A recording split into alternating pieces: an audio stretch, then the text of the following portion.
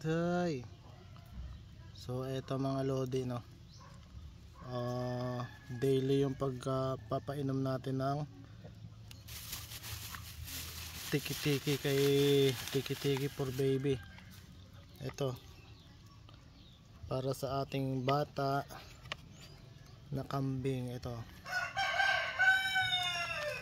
siya, ano yun siya, pang 6 days na, laglag ang mga pasas. Napakasigla niya na ngayon, nakikipaglaro na siya sa mga manok.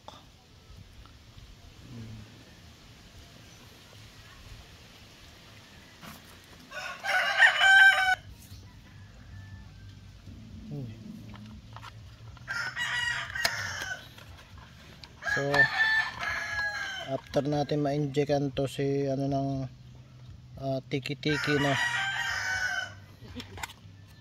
bibigyan naman natin to ng vitamin B complex at saka yung isa andito sa ayan, bibigyan natin ng tag 1 shot yung dalawa, yung ano na yan, kasi almost 5 days na, 6 days na siguro, para ang tama ba, 5 days na after natin silang purga.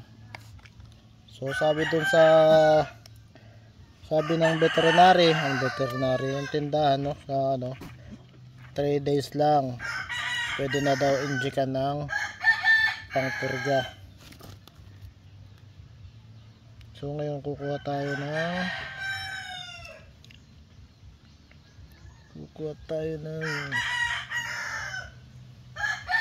tiki-tiki.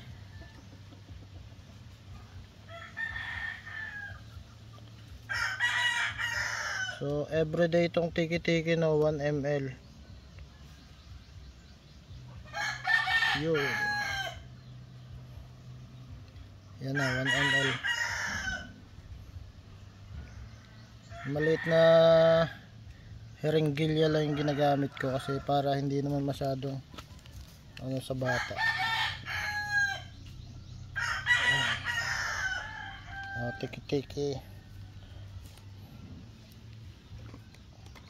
Balik natin sa takip. So naguluhan pa nga sa akin sa butika, no, kasi bumibili ko ng tiki-tiki kako, isusupa ko sa kambing. Ayan.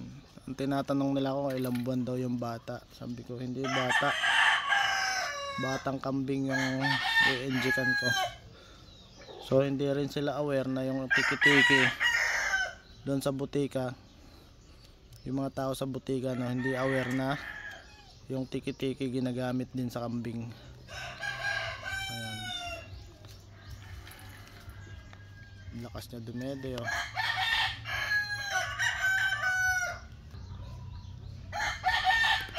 So dahil sa amin sa Banwa, nakakabili sa amin ng ano lang, 2 ml, 5 ml, ganyan.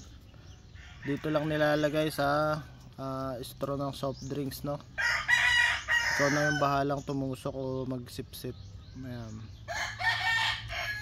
natapon pa nga yata kasi nakuhanan ko na to ng ano 0.5 Ininject ko sa bata nating kambing. So ngayon i-inject natin to, vitamin B complex to. Ito yung kulay niya. Kapag ka yung iron masyadong maitim siya, inject natin dyan sa dalawa na yan. So after natin mapurga 5 days ago, saka natin i-inject ng vitamins, no. Ganun daw yun. Pagka nag-inject ka ng pampurga o nagpakain ka ng pampurga, wag mong pagsasabayan yung vitamin B complex kasi sayang. Ito mamaya natin to kay ano, ito muna.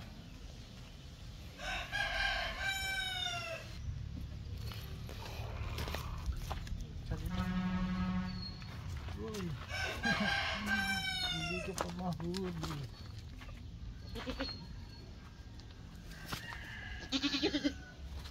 Ito siya, nahuli ko na.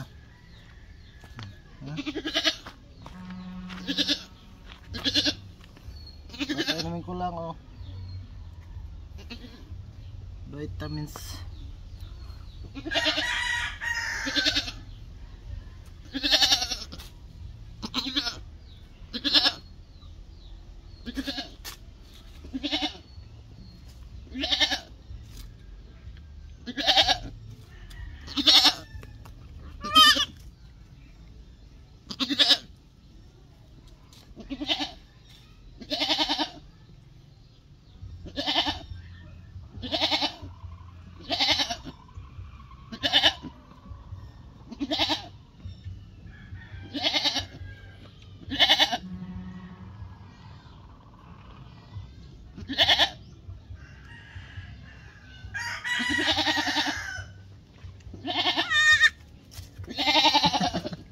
Lagi mo nang naluluwa eh. Wala na. Yay!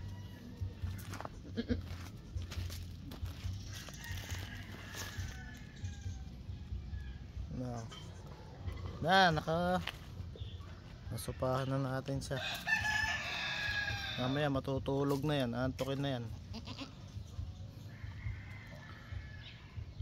Te, ikaw.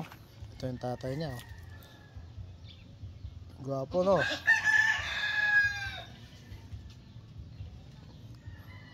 Gwapo ba? Injikan natin to ng D-complex.